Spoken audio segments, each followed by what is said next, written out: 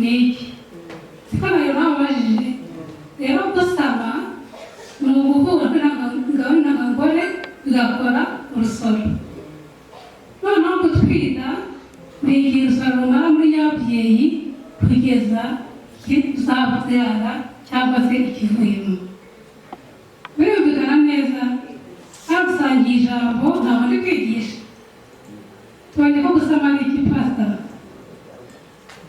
gusama ni iki gusama no guhura kw'intanga gusama ni igihe intangangore n'intangabo bihuye bikabyara urusoro mwakoze cyane noneho gutwita ni iki gutwita ni igihe umugore amara ni igihe y'intangangore bimara mu mugore kugeza igihe azabyarira cyangwa ikivuyemo murakoze cyane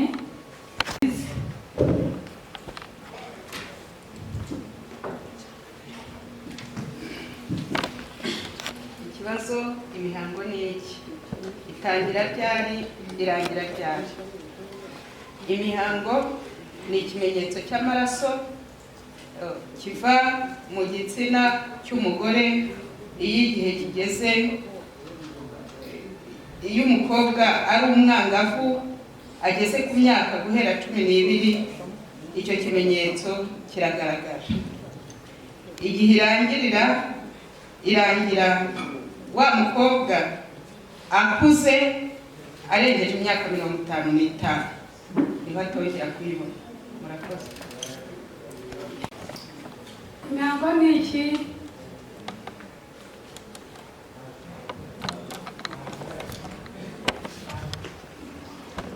imihango ni igihe cy'umugore acamo mu gihe cy'ukwezi mu buzima bwe rero buri kwezi umugore ajya mu mihango kugira imyaka hagati ya 55 na 50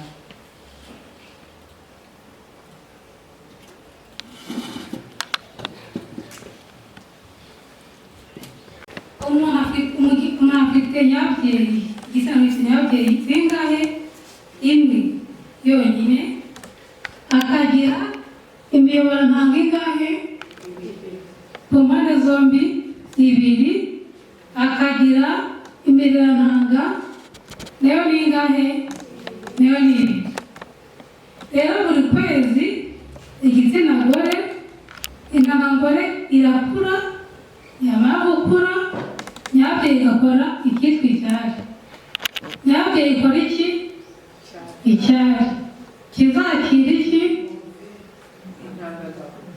yahuye n'iki bigakora iki urusoro rugatura hehe muri nyabyeyi nyabyeyi yakoze ikitwa icyari kizakira urusoro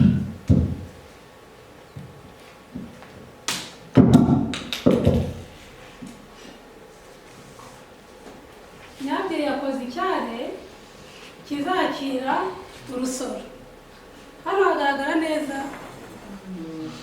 hakaba imiyoborantanga ingahe twabonye 2 n'imirantanga nayo ni ingahe nayo ni 2 uku kwezi intangangore yanjye niramuka ikuze igashya iraza kuzamurwa n'imiyoborantanga igiye kuza guhura n'iki n'intangangabo n'ibihura birakora iki urusoro birukorera hano mu miyoborantanga rukaza gukurira muri nyababyeyi noneho umugabo mwawe ngo mukore urusoro ngo muhombe neza cyare kiri hehe muri nyababyeyi kirashwanyuka gisohoke cyitwa iki imihango ubwo imihango ni iki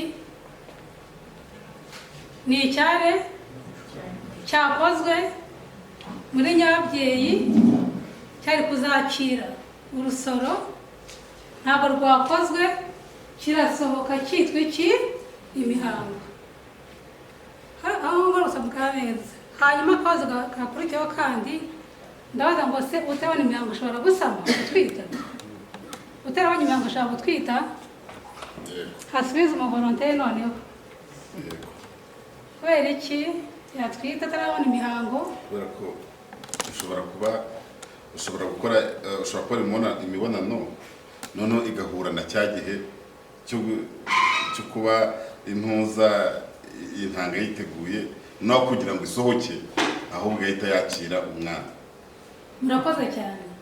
Aha ni wa mwana utarabona imihango kuva yawe umwangavu ashobora kuba atarabona imihango yaho n'umusore yamushuka ari mu burumbuke agahita bihuriramo akagira gute agasama agatwita. Bivuze ngo utarabona imihango nawe ashobora kugira gute gutwita bitewe n'iki nuko biba ari igihe cy'uburumbuke. Ikindi umuntu abona imihango ryari ku myaka ingana gute? Abakoze research no gukomeza no ku icyenda harabayibona imyaka 9 byarabaye ko bashaka kubona imihango bitewe n'uko umwana yabayeho uko yabayeho uburere yagize ibyo yariye umuntu akazabura imihango ku myaka ingahe? Mwatwunganira? Yego. Koze umuntu abura imihango kuva ku myaka 45 kugeza ku myaka 50 ariko bishobora guhinduka bitewe n'imiterere y'umuntu cyangwa se bitewe n'uko yabayeho.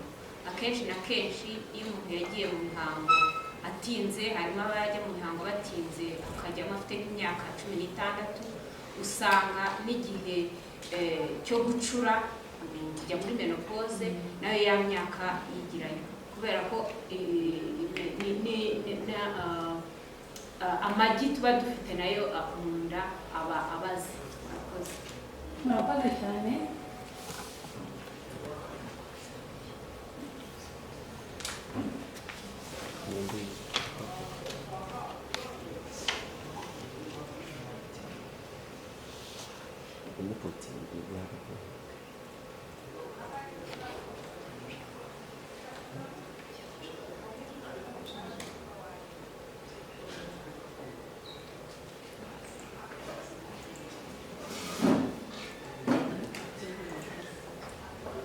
Ikindi cya kabiri ushaka kumbaza? Yego. Urabona hariya ku igi ry'umugore iyo ryazamutse rikajya hariya ritegereza intangangabo. Yego. Iyo ritabonye intangangabo bigenda gute? Okay. Intangangore ni akantu gato cyane kabonwa na microscope ntabwo amaso ukabona. Rero n'ubundi nta kantu katagaragara iyo katabona intangangabo kaba protein aho hantu ntabwo kari kugaragara. Hano kuri kugaragara neza ariko ngiye yego Ndashaka gusobanura nanjye ku bibazo bibiri. yego Icya mbere igitsina gore gishobora gusama kiri mu mihango. murakoze cyane. Icya kabiri Yego tujya twumva wenda niba ari ibitangaza bibaho ko wenda n'umuntu ashobora gusama ari muri menopause mu myaka 60, 50 ingahe yego biba byagenze biti? murakoze cyane. Uri mu mihango ashobora kuba yasama niko mbyumva. yego yego uko byumva yego Ahubwo ntekereza ko iyo umuntu avuye mu mihango nyuma y'iminsi adashobora gusama bitewe n'ibya burumbuke bw'ubushyuhe aba afite. bafite inyunganizi. Yewe uko mbitekereza umuntu ari mu mihango ashobora gusama kubera ko umuranda ntabwo ushobora gusohora igi wenda ntihure n'intangangabo akajya mu mihango ariko wamurera ntangawundi wasohora irindi wakora imibonano mpuzabitsina uri mu mihango ryagira ikaba rirategereje ugahita usama. Murakoze cyane. Uri mu mihango ushaka gusama bitewe n'iki? N'ingengabihe yawe y'uburugu uko ingana icyo bita cycle menstruel ushobora kuba ari ngufiya urumbuke bukaza uri mu mihango ugasama. Birashoboka cyane ko wasama uri mu mihango. Birumvikana bitewe n'iki? N'ingengabihe yawe ufite ari ngufiya. Turabyiga mu kanya na mugenzi wanjye turaza kuza kubigiraho neza. Ikindi namuje ngo nuko ashaka gutwita ari umuntu mukuru imyaka myinshi igihe cyo gucura biterwa n'uko umubiri wawe umeze, hari ushobora gushira ku myaka irenga na 50 bityo nabo tujye tubyaza kandi imyaka 50 bayifite, ibyo birashoboka bitewe n'uko hatinze gucura. abo ukuntu muri menopause noneho nyuma y'imyaka 3-5 kumva yasamye kandi tubyumva iyo babushakashatsi mpamvu narabyumvishe niba amakuru ariyo cyangwa se amakuru atariyo mwatusobanura. Ngo menopause ivuga ikintu Kinyarwanda gucura, kurekeraho kubyara. Rero bigira ibimenyetso byihariye. Icya mbere ni ukubura imihango. Icya kabiri wumva ufite iki? hari n'ababura imihango aricyo bita mu kwigimba, akaba yamara nk'amezi 3 cyangwa umwaka atayibona, nyuma akazasama nyine bikazagaruka agasama. Ushaka kwirenza imihango atari uko wacuze, ari uko ufite imisemburo itameze neza ituma ukunda kwirenza n'amezi abiri akaba yashira, ugakeka ko wagize menopause katari wagezemo, bityo ukaba wagira gute watwita. Murakoze cyane. Hano ngiye gutinda no kwenda byanze kugaragara cyane hariya ku gitsina gore. Akenshi mujye mugira amatsiko ko abana mwabyaye ko afite imyanya yabo yose yuzuye nyibarukira. Hano mfite igishushanyo kigaragara mu kanya kigaragaza ko nugira umwana w'umukobwa uzagira amatsiko umurebe neza. Azafite imyenge 3. Wa mbere naho inkari senyura, aha kabiri nayo imihango izanyura, hanyuma naho kwitumira. Iyo umwana avutse atafite umwenge uzacamo imihango, iyo utazi kubireba neza ntabwo ushobora kuba wahita uyibona uwo mwanya, ahubwo uzayibona kera mu gihe ageze cy'ubwangavu, ari uko abuze imihango kandi akaribwa bidasanzwe. Uwo mwana yabaye ibyo bibazo byose agira uburibwe burenze igipimo. Yego uwo mwenge w'imihango utandukanye nafashe ntubaje nafashe ntabyo afite atawufite hafunze ibyo byambaye ku mwana wa 9 yavutse afunze, nyuma sinzi uko naje kuryama buriya abantu basenga ari uburyo Imana igenda ishura abantu. Noneho igihe kimwe muhetse numva sinzi ukuntu bigenze nzakumurutse, nditegereza ndareba asanga igitsina cye ntabwo kimeze nk'icy'abandi bana. Byabaye ngombwa ko njya se yashika ngezeho barambwira ati kuki watinze kuki utarebye kare, ariko icyo gihe baramfashije barahasatura baramubaga, nuko akura noneho ajya mu mihango neza. Niyo mpamvu umubyeyi ubyara ni umugore abyaye 3. Niyo mpamvu umuntu ubyara akwiye kugenzura abana bose akareba ku bitsina. Nabwo mashini yanyagushye ndikubona neza hariho ko bimanitse, ariko ukimara kubyara umwana w'umukobwa aranyara muri pampers, ubona ko yatose, ubona ko afite umwanya wo kwihagarika, ariko ugira amatsiko ye n'ahandi hepfo ko hari akenge kazavamo iki imihango. Nutanakubona neza hazavamo uturinda cyangwa uduki tundi cyangwa uturaso. Nubona turi kuri pampers y'umwana menye ko uwo mwanya ufite. Ikindi urebe ko nawe kwitumira hahari. Iyo utabona uko wabona neza wafata kano gapimo kareba umuriro uko ungana, urebe ko mwenge kajyamo kakagendamo neza. Uwo mwana uvutse adafite azaca imihango rero ukahabona hakiri kare, ujya kwa muganga wabigenewe agashaka uwo mwanya akawukora hakiri kare. Atawukoze ngo ushakishe, umwana arakura nk'abandi bose ku myaka y'ubwangavu, akabona hari kubona imihango azataka, nataka uzamuha agaciro urebe ko aho hantu hahari. Kuko iyo hadahari ya mihango navuze iza muri nyabyeyi izamanuka ibure ntusohokera, nimara kwabura igume hahandi yatinde. Nimara kuba byinshi umwana bizamugira ibibazo bisohokera, muganga nagenda agashaka umwanya bisohore bize ari byinshi ko byarahinduye iki n'umwuka. Birumvikana ko ababyeyi tugira uburangare kuri abana bacu, rero kubireba ni byiza cyane. Twajya ko umukobwa intangangore zikorerwa hehe? Muri kano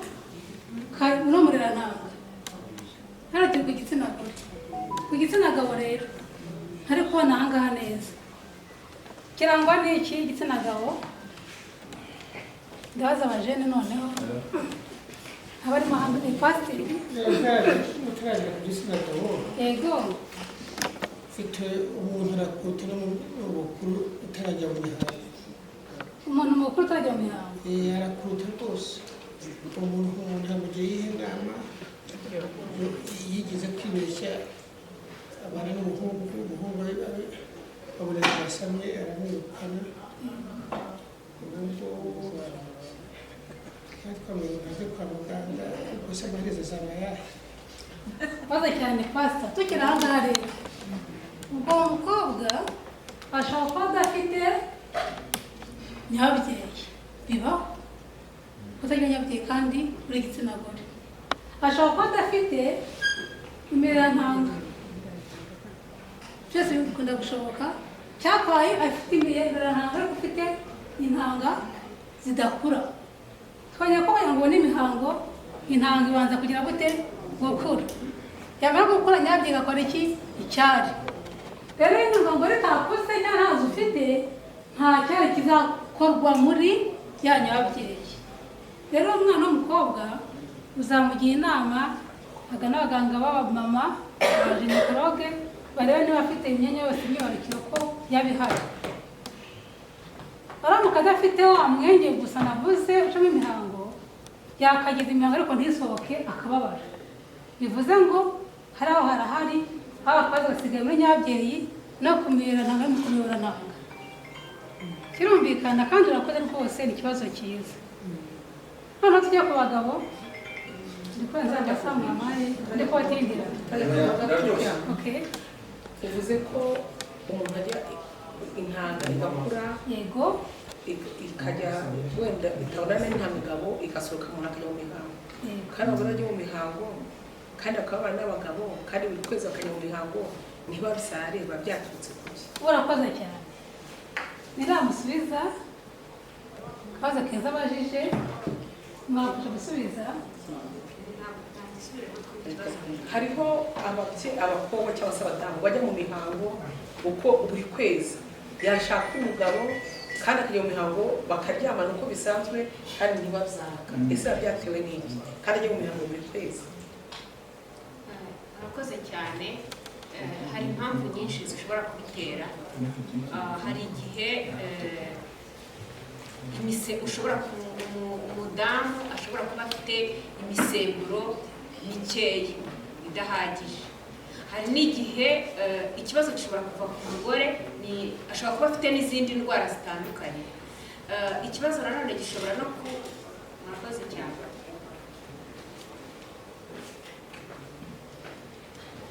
murakoze cyane impamvu zishobora kuva ku bibazo umugore ashobora kuba afite cyangwa se umugabo ikibazo ashobora kuba afite hari igihe duhereye ku mudamu hari igihe umudamu ashobora kuba afite nk'imisemburo mike hari za progesterone hakaba na za estrogene kugira ngo ryagirishye bisaba ryagirishye umugabo n'umugore babonanye igihe igi rihishije rigahura n'intangangabo nk'uko twabibonaga niho habasha gukoreka rwa rusoro batubwira ubwo nari mvuze ku bibazo bimwe na bimwe bishobora guturuka ku mugore ku bibazo bishobora guturuka ku bagabo hari igihe umugore ashobora kuba ari nta kibazo afite overe ye yahishije igi ryahishije hariya kiriya cyari twavugaga nacyo cyiteguye neza ariko ugasanga ikibazo giturutse ku mugabo ufite intanga ziri febre cyangwa se atazifite icyo gihe kugira ngo rwa rusoro rukoreke ba bantu babiri bagomba kuba intangangore n'intangangabo nta kibazo bafite icyo gihe rero bisaba ko bagomba kugana kwa muganga hari mu gihe turi kwigisha kugira n'abantu inama hari abaganga batandukanye bakora kwa muganga mu bijyanye n'abadamu bafite ibi bibazo. Hari na hano Kimihurura ivuriro ngira ngo mujye mukunda kuribona dutangiye ku muhanda w'amabuye kuri bakora bya abantu bari sterile batabasha kuba bafite bya bibazo bitandukanye. Abana bakabashobora kuba bahuza ya magi cyangwa bakayarera, ukuntu bagenda bayarerera hanze babatera ya misemburo, bityo cya kibazo kibasha gukemuka. Murakoze umenya n'abashije kuvuga byinshi. Inyunganizi ngiye gutomboza ngo ukagera dusubirize. Nanjye ntekereza ko igituma umuntu ashobora gusama kandi abona ajya mu mihango bisanzwe biterwa n'impamvu ebyiri. Hari igihe biterwa n'uko wenda intanga ku ruhande rw'umugabo zidashobora kugenda ngo zibashe guhura n'iryo gi cyangwa zidafite ubushobozi bwo kubyara, naho ku ruhande rw'umugore, umugore kugira ngo agira intanga zigera kuri 400 zose ntabwo ariko ziba zifite ubushobozi bwo kuba zavamo umwana. Igihe rero atari ifite ubushobozi bwo kuvamo umwana yahuye n'umugabo ntabwo yavamo umwana. Murakoze. Umugore ashobora kuba ajya mu mihango nk'uko bisanzwe ndetse bimeze neza, ariko akaba afite ubundi burwayi butandukanye butuma intangangabo idashobora guhura n'iye ngo asame inda. Ikindi, hari ibibazo bishobora kuba bituruka ku mugabo, umugabo akaba arwaye cyangwa se nawe imyanya ye itaremetse neza. Byose birashoboka. Murakoze cyane. Umwana akura mu mutwe w'umubyeyi kenshi ku munsi birinda umudamu wacu gutwita, ibintu byo kubona ibyo bya kamere. Icya kabiri, ushobora kuba afite umugabo ariko akaba afite intanga zidafite umuvuduko wihuse ku buryo usanga nta mugore ngo bize guhura. Tureba ku mpande zombi, tureba ku mugabo n'abafite intangangabo zinyaruka, tukaba no ku mugore ko afite intangangore zishobora kuba zishya ko zibanza gukura igashya, ashobora no kuba afite umwebarantanga uzibye ku buryo intangangore iraza kuza hahandi hazibye ntihanike. Byose rero ni ibintu bitandukanye, ujya kwa muganga bakareba ikibazo giherereye. Murakoze cyane. Yego. None se ko iyo agiye kwa muganga harya bavuga ngo intangangabo ngo zigera kuri yo zigahinduka amazi, intangangabo ntibashe kwakirana, biba bitewe n'iki intangangabo ihindutse amazi igiye kugera ku ntangangabo y'umugore? Murakoze cyane. Ntabwo intangangabo ihinduka amazi, ahubwo ishobora kuba idafite ireme, tubyite nko mu Kinyarwanda. Yego. Hari igihe nk'iyo umumama akuze wenda ageze mu myaka 45 cyangwa akagera muri 50 arimo asatira mikoze, hari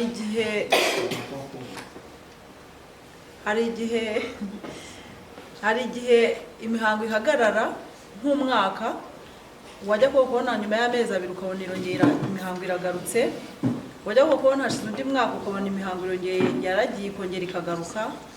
Ubwo umudamu ntashobora gusama kuko urumva yamazemo umwaka, amaramo andi mezi nk'6, amaramo wenda nk'andi mezi 3, bigenda bigaruka babyita ngo gusezera.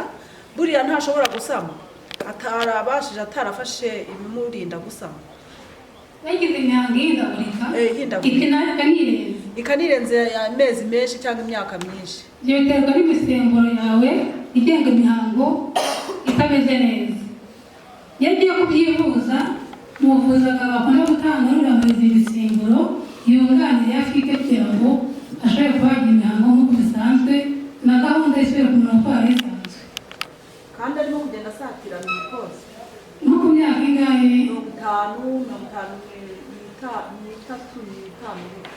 niba umudamu agiye kugira menopause kugira ubugumba, niho bihera imihango igenda ihindagurika, hazamo n'intera kugeza igizagenda ikigwana yose ntagire kuyibona.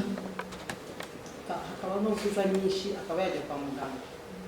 Yego, akanagira ubushyuhe mu mubiri bwinshi ukumva wakwiyambura ukaribwa n'umugongo. Ni ibimenyetso biranga umudamu ugiye kujya mu bihe by'ubugumba byo gucura. ahubwo abo nanone bafite ikibazo mumbabarire nagambo kose. None se ko bavuga ko ngo iyo umukobwa ajya mu mihango ibice wahanini ngo afite ibyumba muri matrice, nibyo cyangwa si byo? Asubize mwebwe noneho dusubize mama. Ntabwo ari byo, kereka wakwemera ko ari ibibyimba ari baguca muri ecography muganga akabibona akabyemeza ko ari ibibyimba bihari. Tujye ku mugabo none. Hari ikindi kibazo kimwe. Yego. Murakoze, twagira ngo mudusobanurire ku bintu bijyanye n'ibibyimba biba muri nyababyeyi. Hari igihe bavuga ati umukobwa uriya arwaye ibibyimba cyangwa se umugore arwaye ibibyimba, bigatera urujijo kubera ko ibyo bintu nta kimenyetso. Natwe bazajya batubaza tujye tugira uko tubasobanurira cyangwa tubaha ubujyanama. Hari ikintu ngo yasamye ngo ariko yasamiye inyuma y'umura. Ibyo nabyo nta bumenyi tubiziho, twagira ngo nabo mudusobanurire uko biba byagenze. Ko watwise akaba igihe haturika ko kakuriyemo, iyo gaturitse uviramo imbere, hakujya kwa muganga byihuse bagahita bahasana ugakira. Kandi iyo bahasanye ahatakaje agaciro ubusiganye igihande kimwe gikura cy'umuyoborantanga.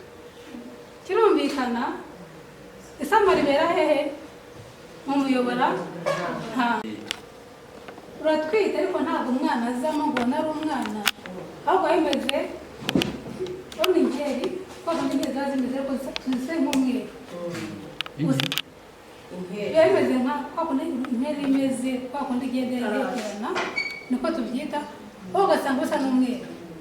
Rero umuntu watwise gutyo urubura bigenda bisohoka amaraso ugasanga ibintu bimeze nka gredorezi, ibyo bintu bimeze nk'inkeri z'umweru gutyo. Bikunda kuba hari kose ku bantu benshi, biterwa n'imisemburo, kuko niyo bari kubivura abaganga b'abamama bamara kubimaramo bakaguha imiti kandi bakifuza ko udatwita mu gihe nibura cy'umwaka, cyangwa urinde ya misemburo yo gutwita utujya gutwita rwa rubura. Biba byatewe n'iki se? Biba byatewe iyi ntangangabo n'intangangore biba byahuye se? Abaganga b'abajenekologe cyane cyane babizi kuturusha nk'ababyaza. Nzaguha igisubizo kisesuye, nzabizirikana. Iki kibazo nahuye nacyo kandi cyarangoye uburyo udashobora kubyiyumvisha. Ariko bamubujije gutwita niba mu gihe cy'umwaka umwe umubyeyi. Ni mushiki wanjye, yego, ariko byabaye ikibazo gikomeye. Urabizi ibintu by'Abanyarwanda bihita bizamo uburozi, si byose? Bagashakisha uburozi. Noneho no kugira abaganga nyine batabisobanukiwe byaragoranye kugeza ubwo naje Kanombe. Urumva mvuye mu ntara, ariko umudokiteri niwe wambwiye ngo ni ugutwita urubura. Nanjye kubyumva byarangoye, arambwira ngo ni igihe intangangabo bihuye n'intangangore ariko imwe ikaba febure, aho kurema umwana bikarema ibyo bintu bikaba byarangoye cyane. Kuko bambwiye ko umudokiteri umwe yarambwiye ngo yarwaye kanseri, hanyuma tugura n'imiti ya kanseri. Babijyanye gupima, bagarutse barambwira ngo ntabwo ari kanseri. Noneho ibyo bintu rero byo gutwita murabivuze. Gutwita urubura ingaruka ibamo kenshi, ariko ruba ruturutse urwo na kanseri. Niyo mpamvu umudamu kongera gutwita vuba.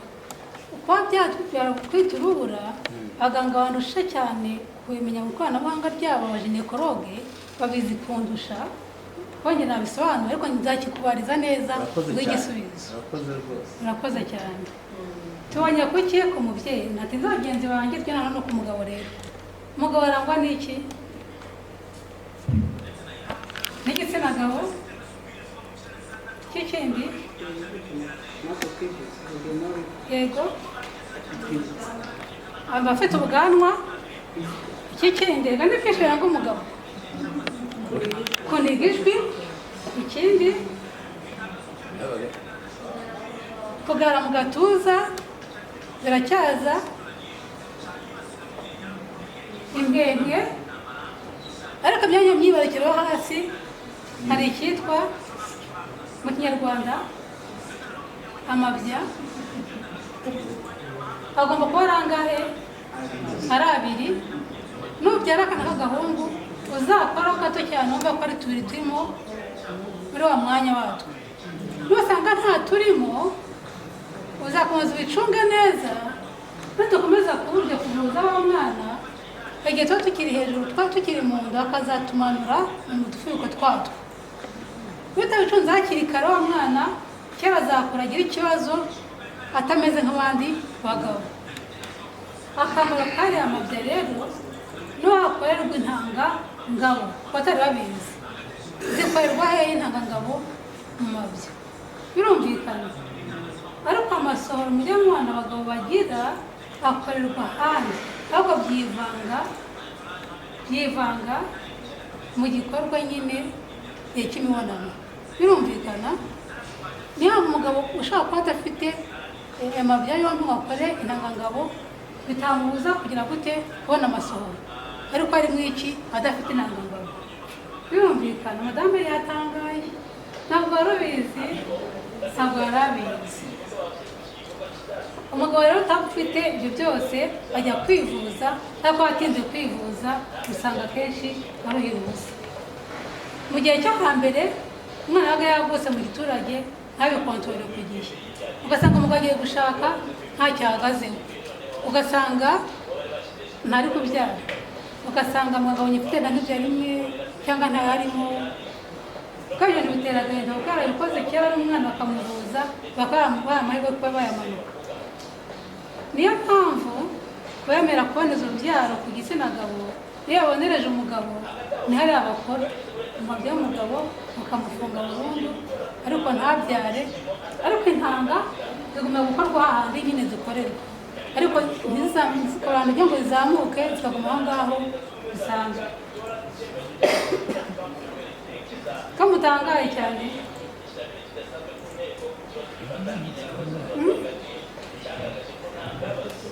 Natangaye. Natangaye. Ndumva akanya kandi kugira ngo mbaze ibibazo bindi bisigaye ntanga akanya ntibacure ibiganiro. Ikibazo mfite, Yego. ikibazo umuhungu w'inshuti yanjye ajya rimwe na rimwe bajya gukora imibonano bari umudamu we bikanga. Ntabwo ari ubushake bwe, we ashaka na n'ubu ntabwo yabona umwana kandi baracyaragira, ariko aragerageza kubikora bikanga. Noneho yajya gusohora, niyo bikuzeho gato yajya gusohora agasohorera hanze. Ari umudamu ntamenye ukuntu byagenze, ari n'umugabo ntamenye ukuntu byagenze. Acika intege kare, nuko nyibitekereje iyo hari akabazo ko gucika intege kare ajya kwa muganga, abaganga babwiye b'abaginekologe akamuha imiti imufasha kongera umurego w'igitsina cyiwe no gutinda. Uzamugira inama ujye kwa muganga, barabigerageza kubivura kandi bakabikiza. Mwatwunganira twese? Mwatwunganira? Ibyo mumubwiye nibyo ko urumva cyaba ari ikibazo gikomeye, ahubwo se yaba iyo nama mugiriye yaba ageze urugo ataragera kwa muganga, yaba yaratinze cyane. Ariko ikintu ngewe gisa nkaho kinangoye ni ukuvuga ngo warangiriza hanze, ngo niyo agiye kurangiza arangiriza hanze. Ese kurangiriza hanze niyo yikuramo, niwe uyikuramo, ni umugore umusunika, bigenda bite? Nawe ntamenya uko byagenze. Nawe yacitse intege ntirangiza, yagiye gusohora acika imbaraga cyane, intege nkeya, ntamenya ukuntu byagenze. Mumaze ikingana iki? Kuko yashatse ari gushyira nk'umwaka ashatse, ariko we ntabwo yigeze akura n'undi muntu ngo abigerageze ngo arebe, ahubwo yabibonye aho ngaho kuko ajye kwa muganga. hari igihe bikora retrogradation aho kugira ngo byinjiremo umuheha urimo hagati ukaba usa naho ureba reverse inyuma. Ibyo bisabwa ahubwo kuvurwa mbere ababyeyi baba byitegereje cyangwa se wenda yatangiye gukura abaza kujya asohora, niho bashobora kubireba bakabijyana, ariko iyo bitindanye bikwama bityo. Murakoze cyane.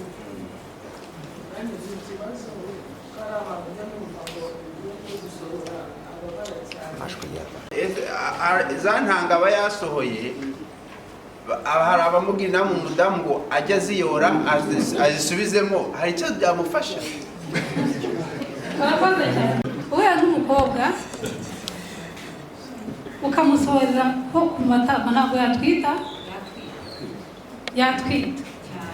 ziriya ntanga ziramuka zifite ari amasohoro aramutse afite intanga zifite yasohoye niyo yicaye ku myenda wayisohoreyeho watwita.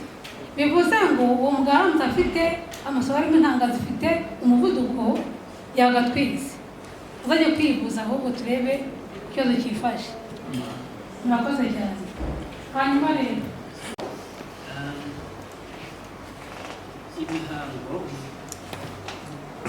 ni cyane twayivuzeho, ariko hari uburyo ntayumviseho neza. Gusa uko nyizi cyangwa se uko nyitekereza, njye nyifata nk'ikimenyetso cy'ubukure bw'umukobwa ushobora kuba yahinduriwe umubiri wakuze, bikagaragaza ko ageze mu gihe cyo kuba yatwara inda mu gihe akoze imibonano mpuzabitsina.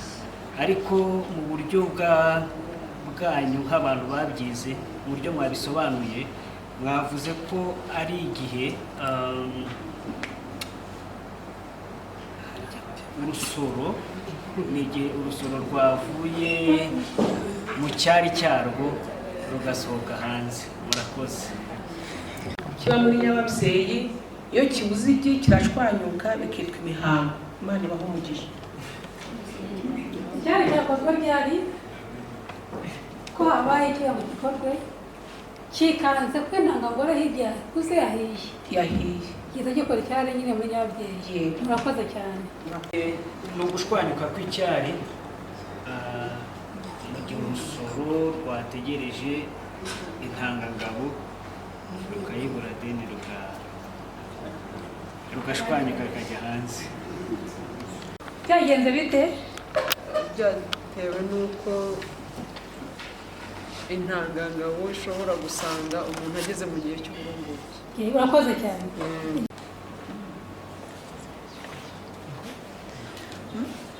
Intangangabo twereka mu kihe gice cy'umugabo? Ntabwo nabyumvise neza. Mwunganire. Intangangabo zikorerwa mu mabyi. Murakoze cyane. Siko ndeba mfite ikibazo kandi afite isoni.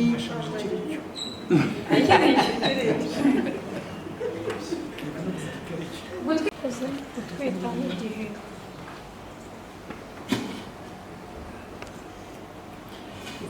urusoro rwageze muri nyababyeyi niho rugasohokera kugeza igihe umuntu abyaye, ugakura kugeza abyaye no gutwita. Hanyuma gusama ni iki?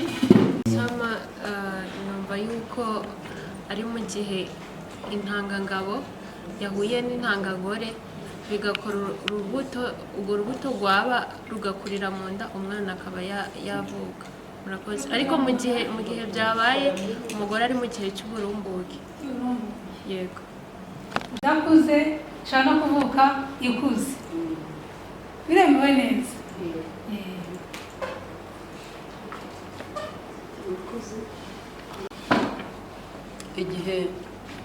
Hari igihe umuntu atwita akarenza amezi 9, biba byatewe n'iki? Murakoze. Murakoze. Ubundi bavuga ko umubyeyi ashobora kubyara mbere y'ibyumweru 2 cyangwa se nyuma y'ibyumweru 2. Icyo gihe ababyaye igihe kigeze. Murakoze. Murakoze cyane. Mfite umuvandimwe wanjye yatwise bamufashe ku ngufu hari mu kwezi kwa mbere. Biratangaje ukuntu yatwite inda amezi 13. Nshaka kumenya n'ikiba cyabaye, kuko susi kwa kwirenza ibyumweru 2 cyangwa se 3, kuko nanjye narabyaye mfite abana 6, so nibyo mvuga ndabizi, ariko icyo kintu I don't understand. Ni gute amezi 2, 3 arenga? Yarabyaye bigoranye, yarabyaye. Ariko yemeje iki kwa muganga? Icyo gihe ecography yari itaraba, kuko yavutse muri 95. Ntabwo ushaka kurenza kubyara utarabyara, kuko umwana mu nda yatangiye kurenza, umwana arangirika, ashaka no gupfira mu nda. Ntabwo amezi yagera 3, 2 atarabyara ngo bibeho. Ushaka ko aho kwibeshya ko igihe yatwitiye. Ahubwo urumva muganga, Yego. kuba barebeshe nubwo bavuze ngo yabaye violé, ashobora kuba icyo gihe batekereza ko yabaye violé ahubwo atarasamye. Ibyagera nyuma ahubwo akaza kongera gusama mu bundi buryo, noneho ntagaruke kuba andi makuru y'ukuntu yasamye. Noneho bagabara bahereye cyagiye batekereza ko ari cyo gihe yabereye byo. Urakoze cyane. Ku byo kuzingura twabaga mu kanya rero, ntabwo bajya bazingira rwose. Ese Adamu bose barabazinga batwese? Ntawe uzinginda rwose, kuko njya mbona mwagiye kwizinguza kandi abazinguza batese. Ukuntu abazingwa narabibonye, nakoze urwo rugendo shuri ni pagani, aho rwose Yesu bizabidukurire ibipagani byabo. N'abafata umucaca akawuzinga nk'urugata, ukajya agaca ngo abone kuzinguye, bose bakoze iki mu by'ukuri? Tubigisha ukuri kose nk'abakristo noneho ntabwo bazinga inda. Ntawe iyo baba ari ukuzinga nk'uko nguko, sinakubwira ibyo bya mushiki wanjye. Yego. Yari yapfuye yavuye cyane. Ndakubwiza ukuri, ibyo bya grossesse ngo ni greye morere, ni ibyo ngibyo bavuga ngo bazinze umuntu, ngo umuntu atwite inda ngo amezi ngo 20. Kandi vraiment aba yerekana ibi byango. Urabona ko umugore atwita akagira ibyo ahurwa, si byose aratwita agahurwa, si byo? Nta kintu atwise ariko afite ibyo bintu mu nda by'amahindu. Atwita nk'abandi bose akagira ibimenyetso byo gutwita. Yego, n'imihango iba yahagaraye. Ndayinakura ku tuzaba ari mwabana.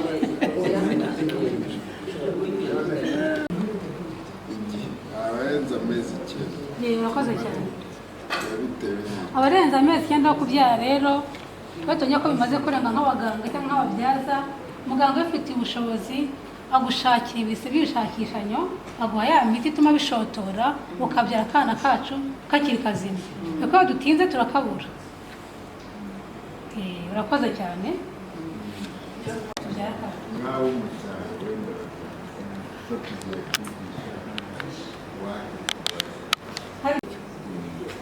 Cyanyuma mbone kuva kuri stage w'imihango umenya gute ko ufunze kandi we nagira ngo wabimenya ayibuze cyangwa igihe cyageze. Mwambere no wiki w'inkari. Kwa kabiri handi azaba imihango, handi umugwaza hanyuma handi itumira. Kose kuva kwa umwana kivuga ko funze nyagute urahabura. Navuze ko mwana ambe kagapampa k'abana cyane yiri kumureba gutya n'amaso, ubona ururenda mugasina k'umwana. Ururenda iyo kimara kurubona menya ko wa mwanya uhari. Mutanze wenda ko ruhari neza, hariwe n'amaso uhari, uzasanga hameze gutya nk'ikibuga hatarimo ka kenge. Urugero, nawe ukiri umukobwa uzafate ikirori ugiye uri mu mihango, uzabona ko akenge kangaho kagaragara ko ari akenge, bitavuze ko wakubaganye, kakigaragaza.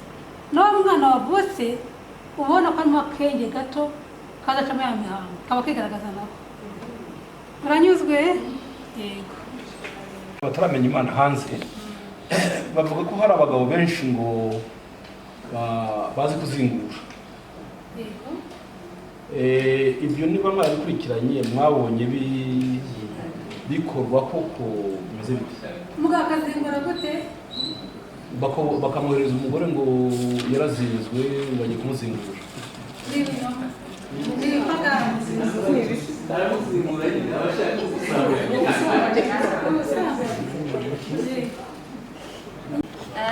Mfite ibibazo bibiri. Hari nk'umuntu ugejeje imyaka 50 akaguma afite imihango kandi aribwa cyane, bwaba ari uburwayi. Undi muntu mbaza ni umuntu utakijya mu mihango ariko nk'igihe yajyaga mu mihango cyagera akaribwa cyane. Ndabaziza abantu babiri nk'abo. Ubugezi ko bw'abagabo cyangwa se abasore bashuka abakobwa ngo nubabara n'ujya mu mengo ukababara ugakora imibonano mpuzabitsina urakira, ibyo ni ukubeshya. Nkabira babeshya ngo iyo uri umukobwa urwaye ibiheri ukaryama n'abagabo birakira, barabeshya. Ayo ni amayeri y'abantu bashaka ubusambanyi. Murakoze cyane. Mbere y'uko ugera ku gisubizo, mbona hari icyorezo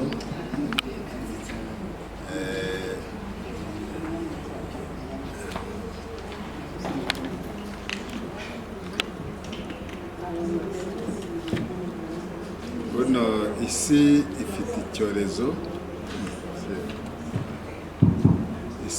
icyorezo cy'ubutinganyi. Nk'uko mwabivuze, hari umwanya wagenewe kunyuramo imyanda. Yego. Wa wundi wa gatatu. Yego, inyuma. Ababikoresha wenda baba babikoresha mu kutamenya ingaruka z'ibyo bintu n'izihe. Hari icyo mwasobanuraho? Turabizi nyine icyaha gukoresha umwanya Imana itageneye abakristo ni icyaha gikomeye, ariko haba n'igihe bashobora gukoresha ibyo bitewe wenda n'utamenya n'ingaruka zishobora kuba. Hari icyo mwasobanura kuri icyo? Umwana atarabugenewe inyuma hari aho aca imyanda. Byatera izihe ngaruka? Ibyo ari byo byose harimo ingaruka mbi kuko atariho byanagenewe. Rero kandi ikindi ni icyaha gikomeye gihanwa n'amategeko, n'Imana iracyanga cyane kuko atariho biba byaragenewe. Rero ingaruka zirimo nanjye nuko nabyumvise, nubwo nzi ko hari umuntu ngo bigeze kujya babikorera, ariko bikanga nko kuba agera n'ubwo ajya yambara amapampa.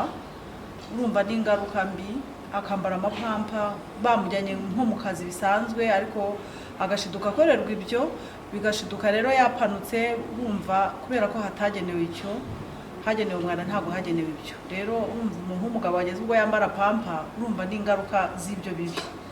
Ni icyaha n'Imana ntabwo igikunda. Murakoze cyane. Imana ibaye umugisha. Ashaka no kuvamo akunda agira kumurika ku cyo murazi mu Kinyarwanda kumurika. Yego. Murakoze. Hari akantu nshaka kugira ngo karimo nk'impugu.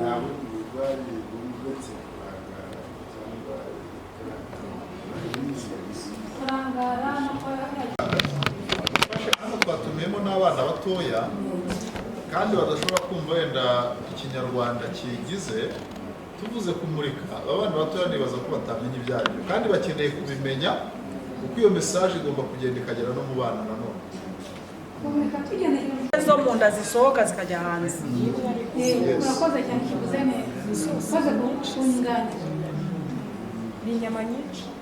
Oya, inyama y'umoyo umwana ukageza kuza n'umoya. Nena bitsinze mu Kinyarwanda. Hano twari gusobanurira abantu ntabwo turi gutsinde. Hari akandi kabazo k'amatsiko nshaka kumenya, kugira ngo wenda bagenzi banjye baramfasha, ariko karimo kandi wenda no kuba hari kana gusohoka kakanavaho. Ni akantu kavuga ngo imibonano y'umugore n'umugabo ukajya kubona byarateye kandi biriho muri hagati mu banyarwanda, ukajya kumva umugore abyaye 4 cyangwa 5, wajya kumva ngo yagiye gushaka ngo abapfubuzi. Ijambo abapfubuzi numva muganga mwadufasha kudusobanura ku ijambo abapfubuzi, niba haba habaye iki,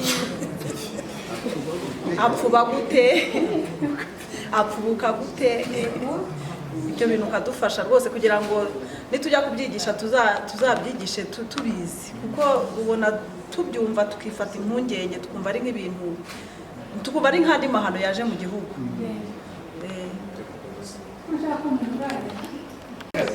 Hano hari umuganga nawe manzara dutuma dushira isoni. Murakoze cyane. Ikibazo cy'abapfubuzi ni ikibazo gihari kandi ni ikibazo gisa nkaho kiriho mu buryo bubiri, ko ku ruhande rumwe kiri ekonomiko kuko hari abahungu babigize akazi kandi barunguka kandi bakabikora, ariko nanone ni ikibazo gisa nkaho gisenya ingo kandi giteza n'ibibazo mu miryango kandi kigashigikira n'icyaha. Niyo mpamvu buriya ntekereza yuko aho abakristo twari dukwiriye kuba tubirwanya.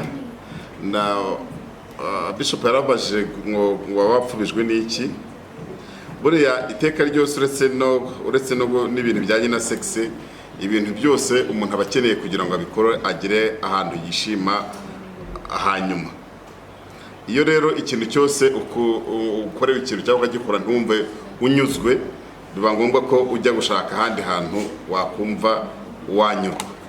Abo bapfubuzi rero ngira ngo uko biba bimeze bafasha abo bagore kugira ngo bagere ku mpuza ku byishimo byabo bya nyuma. Baba barabifashe nk'akazi bakabikora, noneho abo bagore bakagera ku byishimo byabo bya nyuma. Kuko sinzi niba harimo muri twebwe abantu bajya bakora ubujyenama, hari abadamu benshi rwose bakenera ubujyenama, ugasanga bakubwira yuko batari bagera ku byishimo byabo bya nyuma kandi bamaranye n'abagabo babo imyaka irenze 10, kandi akakubwira yuko atari yagera ku byishimo bya nyuma. Noneho abagore bajya bahura bakaganira nk'uko n'abagabo bahura bakaganira. Iyo baganiriye rero umwe avuga uburyo agera ku byishimo bya nyuma, undi we akumva icyo gika ntiyigeze akigeramo. Rimwe na rimwe rero hari ukora icyaha akajya gushakisha uburyo akigeraho, kandi biba biteye isoni kugira ngo abibwire umugabo we, kuko aba yumva ko nabibwira umugabo we arabahindutse umunyacyaha. Bigatuma rero ajya gushaka barabahungu bafite amatuza, baba barakoze n'ibyo biyobyabwenge birashobora kuba babifite, ariko hari n'igihe baba nta biyobyabwenge ahubwo ari umwuga, kuko iki ni ikintu gisa nk'umwuga. Turabaza abagabo rwose babigize nk'umwuga kandi bakabikora. Gusa ibyo ngibyo ni ibintu nk'itoro twari dukwiriye kwamagana kuko bishyigikira ubusambanyi cyane.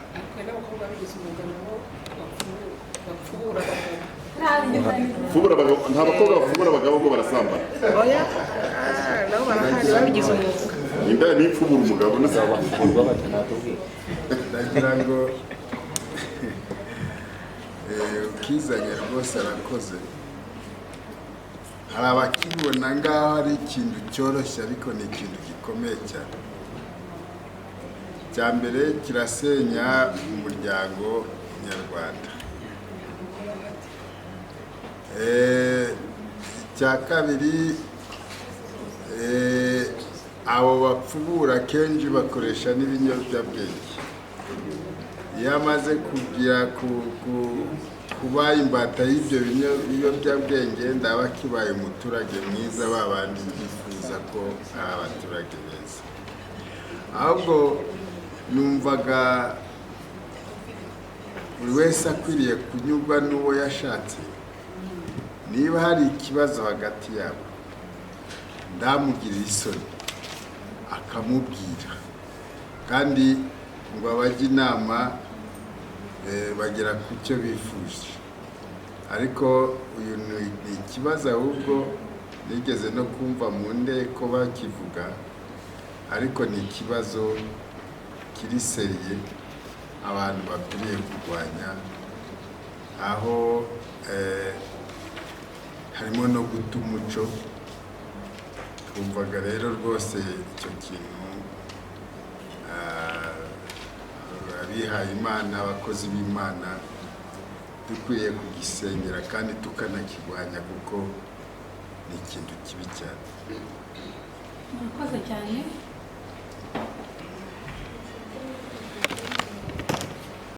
Ni ikibazo cyugarije umuryango nyarwanda gisenya ingo. Uko ntekereza harimo irari, kuko kera baravuga ngo urukundo rurabagarira. Kera bagishakana, umugore umugabo baba barishimanaga bakagera ku byishimo byabo bya nyuma.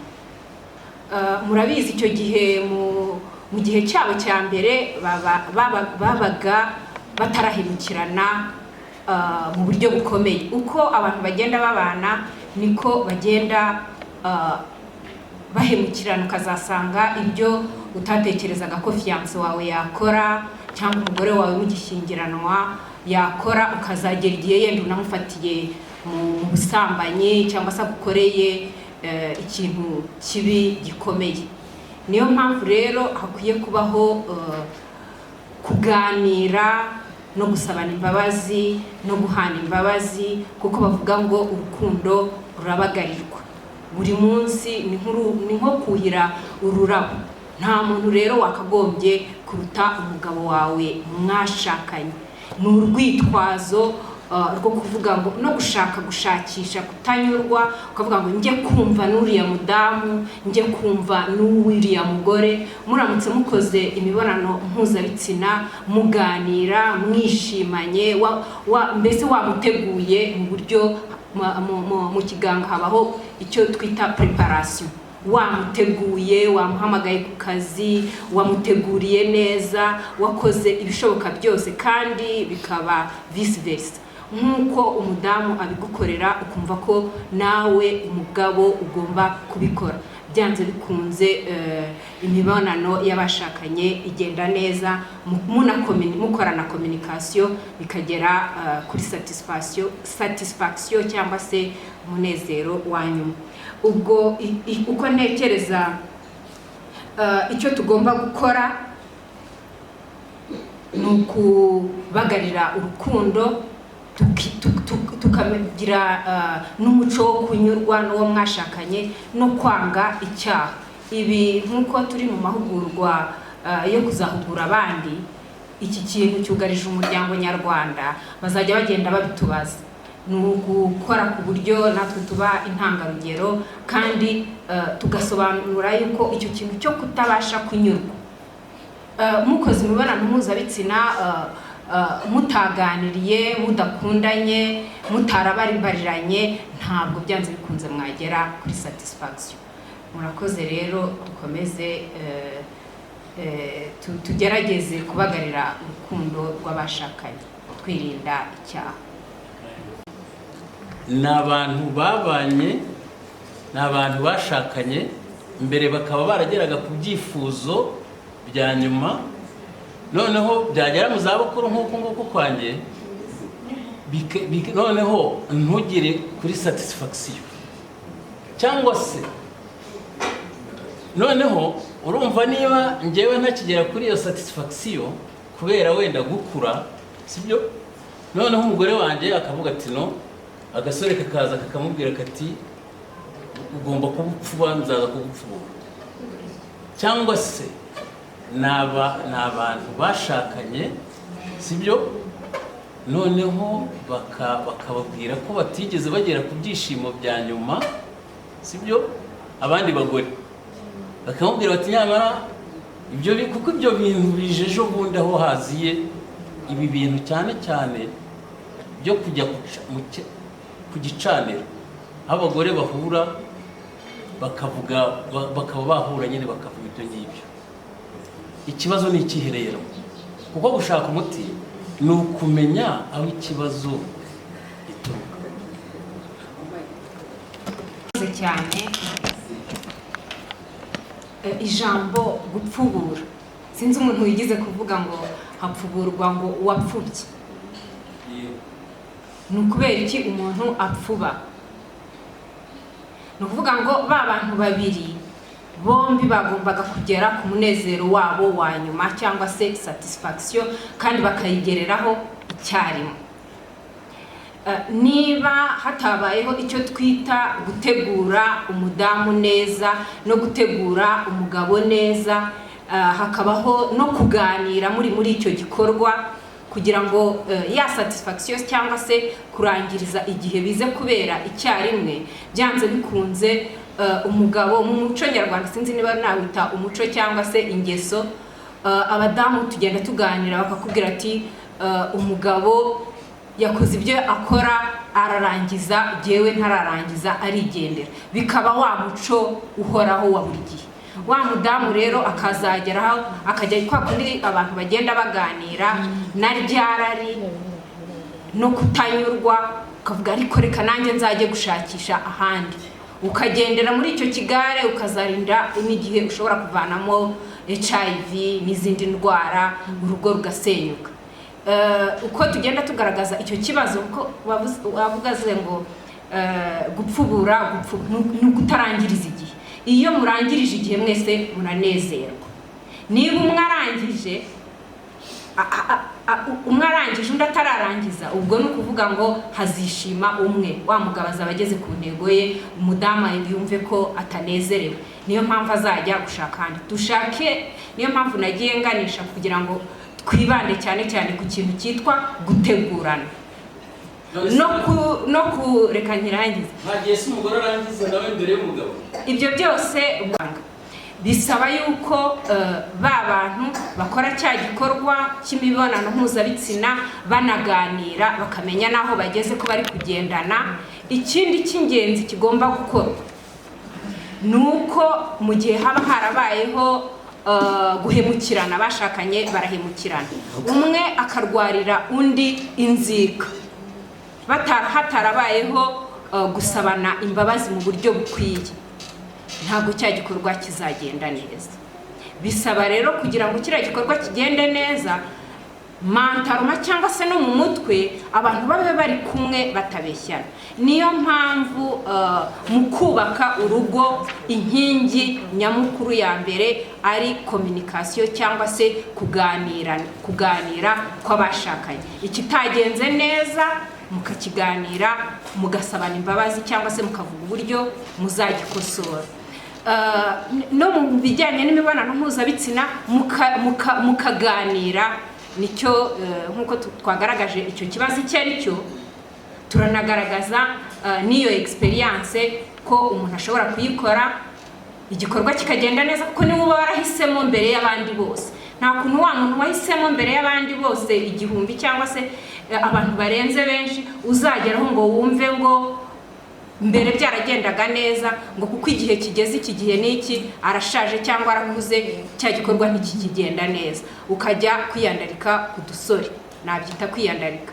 Ubwo rero ndumva muri make icyo gikorwa hakosowe uburyo kigomba gukorwa, mwese mwakishima kandi mukirinda icyaha. Murakoze. Ariko reka tukivugaho gatoya.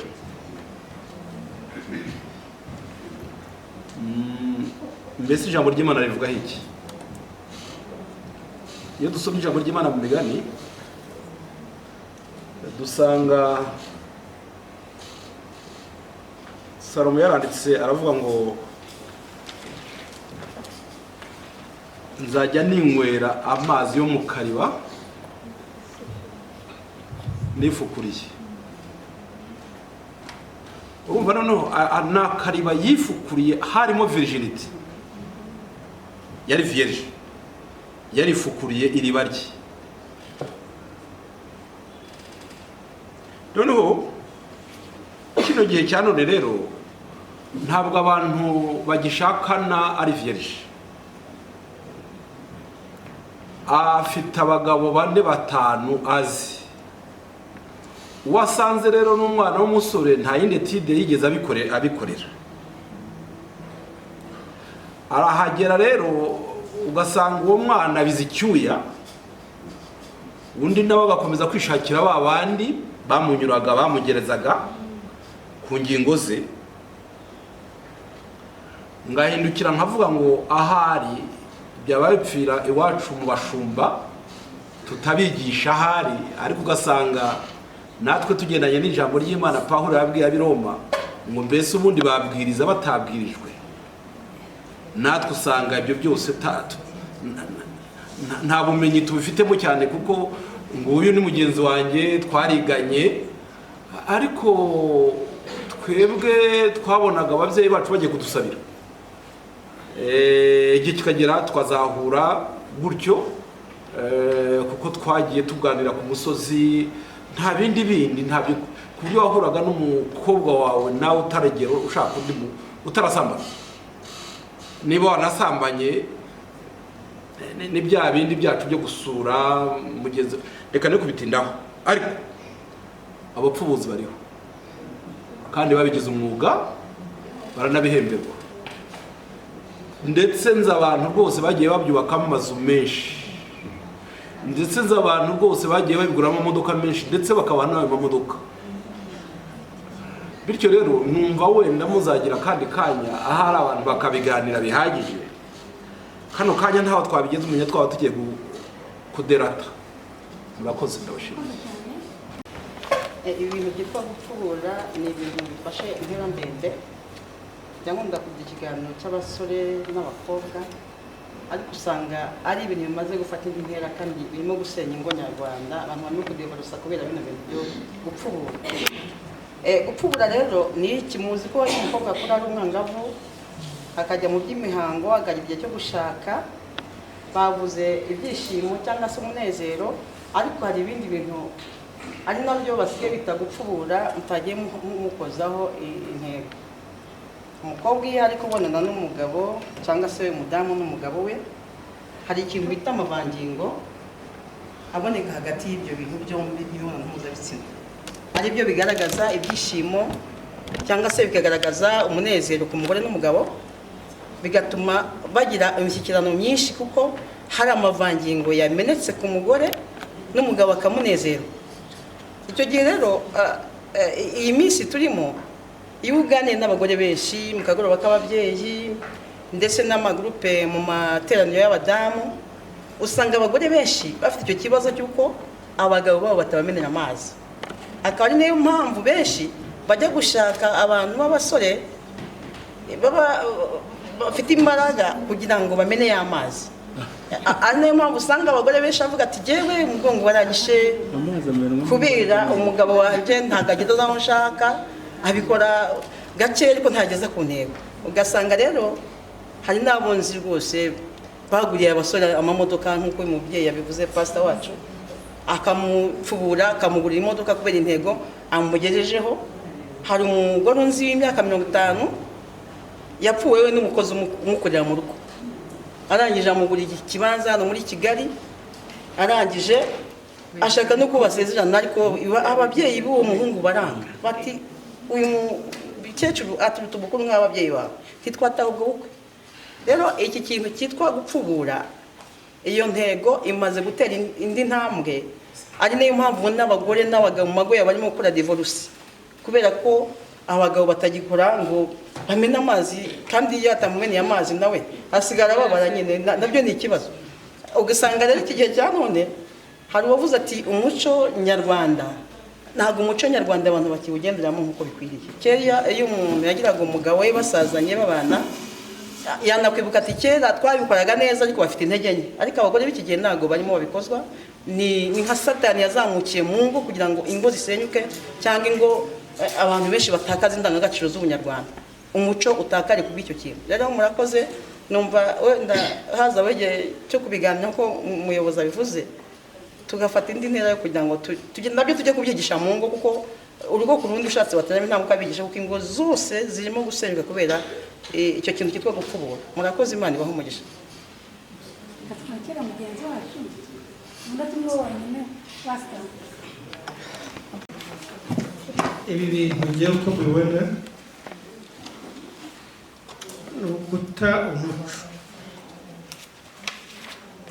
Umugabo wa mbere n'umugore wa mbere babayeho ntaho babyigiye kandi babanye neza baranabyara, ariko ibitagwa ni amajyambere cyangwa ni amajyanyuma. Umugore aragera agahura n'indaya y'iki gihe ikamuganiriza ibyo yagezeho iyo ndaya,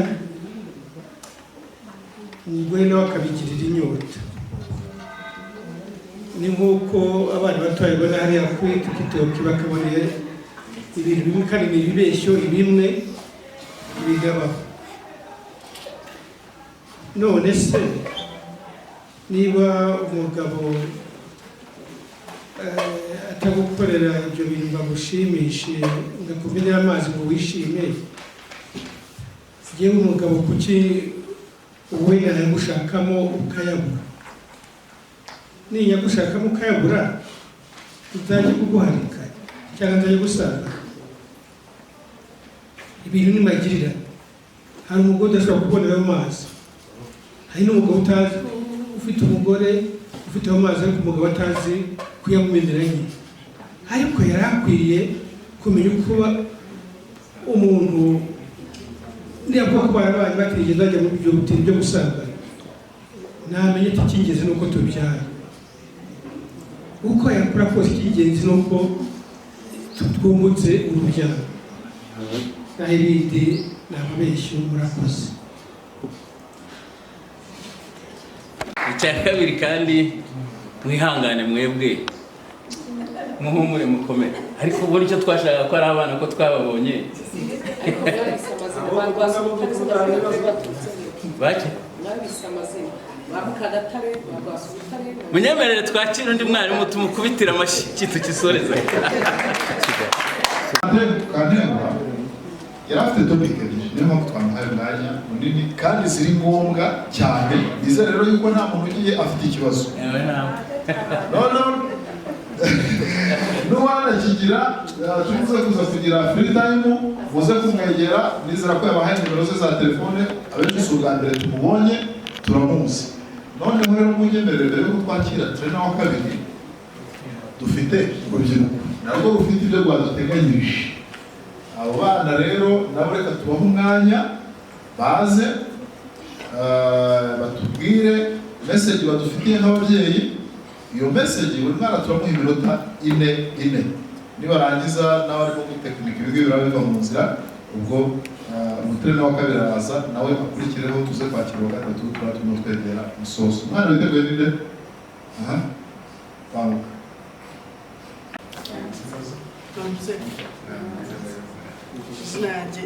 Amazina yanjye ni Imanutse Shalom, kandi uburyo ko hano umwanya wo kuvuga insanganyamatsiko y'umuvugo iravuga ati ababyeyi bagomba kwita ku bana babo baganiriza ubuzima bw'imyororokere ntacyo babahisha.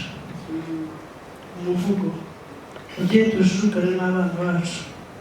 Mu ngange mu nganzo mvuga uko nimva mu ngingo no mu bitekerezo n'ingendo mvuga ibiterane umuhanga bw'umwari bafasha.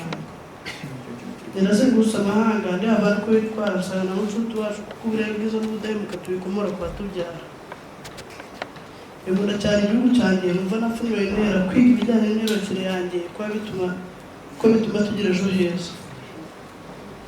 Hari icyo nshimagiza uyu munsi, abana bato barajijutse bazi ubuzima bw'imyororokere yabo bayivana mu mashuri ndetse n'ababyeyi. Leta itegura ibikorwa byiza harimo imikino, ibitaramo n'amahugurwa biganisha ku buzima bwiza bw'imyororokere. Ingimbi n'abangavu zigishwa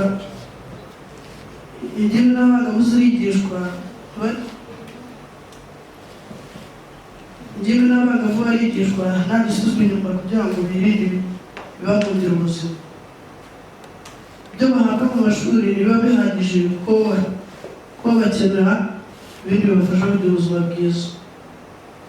Icyo rero ababyeyi gushishikariza abana banyu kumenya ubuzima bw'imyororokere yabo kugira ngo batazagira ikibangiriza ubuzima.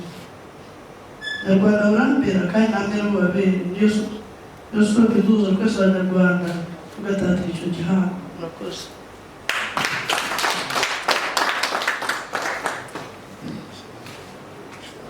arakoze uyu mwana ku muvugo watugejejeho, numva message aduhaye nk'ababyeyi cyangwa se ubutumwa duhaye nk'ababyeyi. Size mikoro zo ndakanyishyiranga ubundi bitaraza kera twavuga abandaha ndi nka TOT Train of Trainers. Njye nkaba ndi hano kuba sinzi twavuga ibintu byinshi cyane kugira ngo bibutse cyangwa nayo mba nisize kwibutsa igibi cyangwa abangavu kwirinda ibishuko bya hato na hato. Abenshi dushukishwa akenshi n'amafaranga cyangwa abantu bakuru bazwi nka sugar daddies na sugar mummies. Ikindi cya kabiri ni ukwirinda inda zitateganyijwe cyane cyane n'abangavu nkanjye. Ikindi kwirinda za social medias, Instagrams zizwi muri short forms nka IG n'izindi. Murakoze.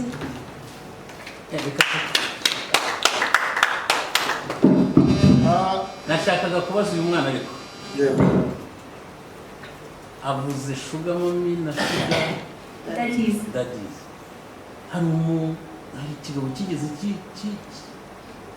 kubwira ngo uri mwiza wapi ntabwo utsizanye samye byabaye arabuze numva ko amakuru arayafite. yego twabyumvise, wakoze cyane. murakoze. tugukubitira amashyi. aba bana kandi babyeyi turi aha ngaha, iba abana batubwira nibyo n'ubundi duhura muri ya matorero dushumbye, nibyo duhura nabyo muri ba bana b'ababyeyi duturanye. Ndetse iyo tudashyizeho rya jisho mu minsi, reka mbaho ubuhamya gatoya, nta cyumweru gishize sinari ndi mu rugo ngiye kujya ku mirimo yanjye ya buri munsi, ngiye kumva numva abantu baravuga mu gutya nuko ndatuza baza ngo byagenze gute. Abantu bari bazenguruka, hari harimo n'utwana dutoya bafata akana k'imyaka 7 bakuriza igipangu bakajugunyamo imbere baje kunyuma. None nyuma hari abandi bana bakuru, harimo n'insoresore.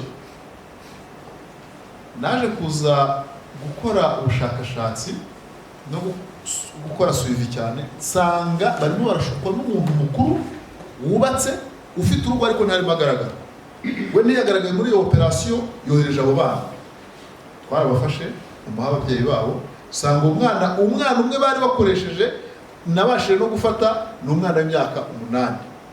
Noneho inyuma nanone hari undi mwana w'umukobwa nawe w'umwangavu w'imyaka niba ari 12, hari n'abatari 10 n'ingahe, wataye ishuri kubera ibibazo biri mu muryango. Naje kuza gukurikirana nsanga umwana arimo ariyaranja, nyine arashakisha ni sinzi ndo twavuga ngo ni indaya cyane iki, ibishoboka byose arabikora kugira ngo bashe kubaho. Ubwo buzima rero, izi message abana barimo baduha, ugiye kureba urasanga ababashuka ntabwo ari abana bishuka, ahubwo ni bakuru. Ikindi ejo bundi turi aha ngaha, twaje gutegura aha ngaha, ari umusore wari aha ngaha, twaraganira ko kuri gushirira mu biganiro. Yari barambwira ati reka da, ataba abakobwa bari hanze aha ngaha rero twebwe ntabwo dushobora gutereta, ntabwo twemere se dufite iki, ntacyo dufite twebwe, nyine badufata nka hari ijambo yakoresheje rikomeye cyane, ati barishakira ba basaza bafite amafaranga. Abasaza sibo barimo gushuka abo bana, aramushukisha amafaranga n'ibindi byinshi cyane. Tugiye rero duterane aha ngaha, bashumba turi aha ngaha, uru rugendo rw'izi nda ziterwa aba bana batoya. Ejo umuyobozi yatubwiye ati ninda arya mu ninda zimburagihe, gusa izidateganyijwe ahubwo ninda zimburagihe. Kuba pasitore ejo bundi hari abavuze ngo turabaca, kubaca nicyo gisubizo. Ese ntitubaca tukabaha shitani kandi dushinzwe ahubwo kubambura shitani,